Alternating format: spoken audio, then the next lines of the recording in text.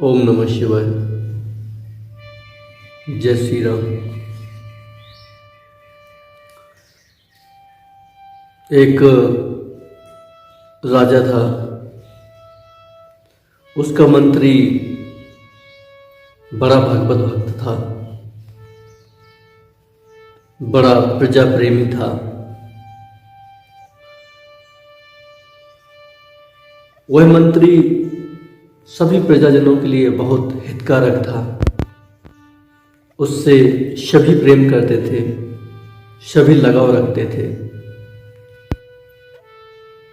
एक दिन की बात, राजा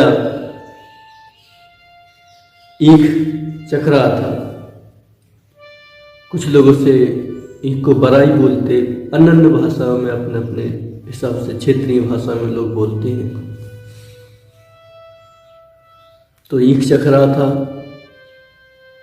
अचानक उसको एक खाते समय उसको कुछ उंगली कट गई। तो वहीं पास में मंत्री था। मंत्री ने देखा कि राजा की उंगली कट गई ईख खाते समय। तो राजा ने देखा है कि देखो मेरी उंगली कट गई। बहुत दर्द हो रहा था राजा को। तो मंत्री बड़ा भगवत भक्त था, वो हर बात में कहता था भगवान की इच्छा है, जो हुआ अच्छा हुआ। ऐसे ही मंत्री ने राजा के लिए बोल दिया कि राजा साहब, भगवान जो करता है वो अच्छा करता है, और जो हुआ अच्छा हुआ। ऐसा ही होना चाहिए था, क्योंकि उसके ऊपर वाले की ऐसी मर्जी। राजा को बड़ा क्रोध आया, बड़ी गुस्सा आई। राजा अपने दरबार में पहुंचा और सैनिकों से कहा कि उस मंत्री को पकड़ कर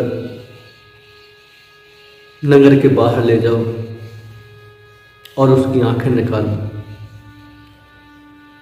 मेरे यहाँ रहता है, मेरे यहाँ खाता है, और हमारी उंगली कट गई तो जिसकी आंखें रोई नहीं, इतनी निर्दयी आंखें हैं, उनको निकालना ही अच्छा है।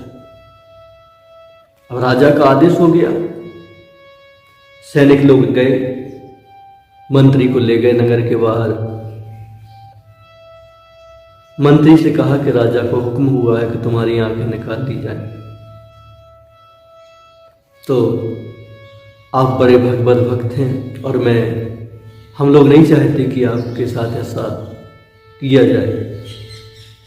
हम आपको एक बात पर छोड़ देंगे, अगर आप इस राज्य में कभी प्रवेश न करें तो हम छोड़ भी देंगे। मंत्री ईश्वर प्रेमी था, और उसने वही बात पुनः दोहराई कि भगवान की इच्छा है, अगर आप छोड़ते तो मैं उसी की इच्छा समझूंगा और मैं नहीं आऊंगा। तो उसने कहा, तो सैनिक लोग उसको छोड़कर चले आए, कहीं बकरे की आंखें लेकर राजा को दिखा दें कि मैं उसकी आंखें निकाल के लाया हूं। राजा बड़ा खुश हुआ कि अच्छा किया तुम लोगों ने। कुछ समय व्यतीत हुआ।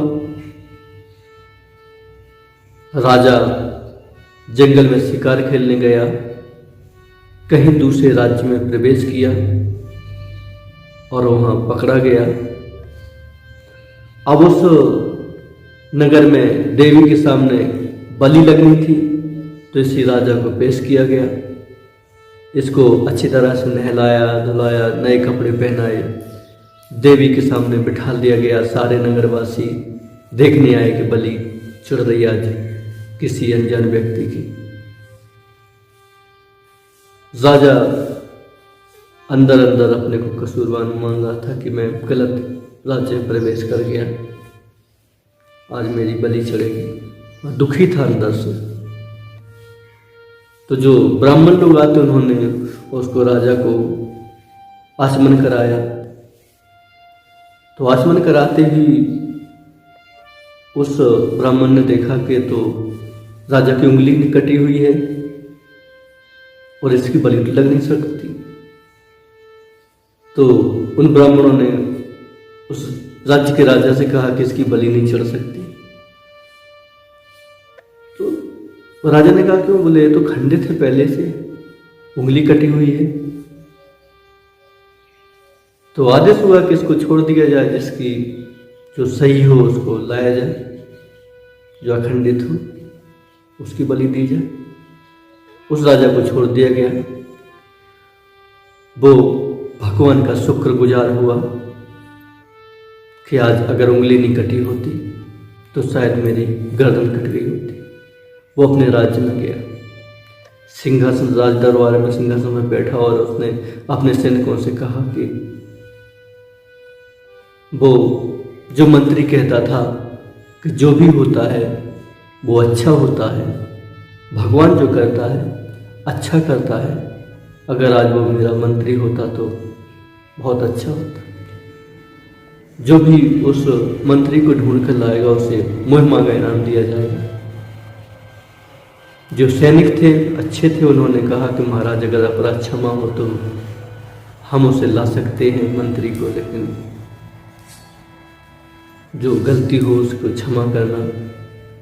हम लोग भी समझते हैं कि जो भगवान करता वो अच्छा करता, और आपके मंत्री साहब बड़े भगवत भक्त थे तो हमने उनको ऐसे ही छोड़ दिया था, किसी बकरे की आंखें ला। तो राजा ने कहा कि ये बहुत अच्छा किया और उसे लाया जाए। तो ससम्मान बुलाया गया मंत्री को। राजा ने बहुत सम्मान किया, अन्य नगर के लोगों ने, और सबको यकीन हो गया जो भगवान करता है अच्छा करता है, अच्छे के लिए करता है। राम की नहीं चाहे सोई होई, करे अन्यथा जिस नहीं कोई। जो राम चाहते हैं वही होता है, कोई कुछ नहीं करता। प्रकृति क्रिया मनाने गुणे कर्माणि सर्वशः, अहंकार को मूढ़ात्मा करता है मिति मन्नते।